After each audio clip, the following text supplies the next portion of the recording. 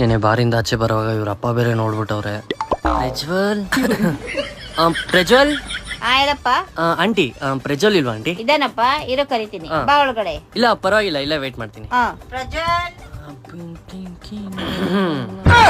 ಏನ್ ಸರ್, ಏನ್ ಸಮಾಚಾರ? Hi uncle. ಏನ್ ಸರ್, ಏನ್ ಈ ಕಡೆ? ಇಲ್ಲ ಅಂಕಲ್, ಅದೇ ಪ್ರಜ್ವಲ್. ಟೀ ಕಾಫಿ ಏನಾದ್ರು ತರ್ಲಪ್ಪ? ಇಲ್ಲ ಆಂಟಿ, ಬಿಸಿಲು ಸ್ವಲ್ಪ ಕೋಲ್ಡ್. ಬಿಯರಾ?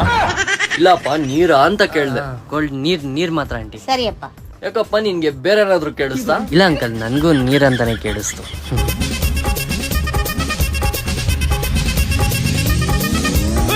ಬಾ.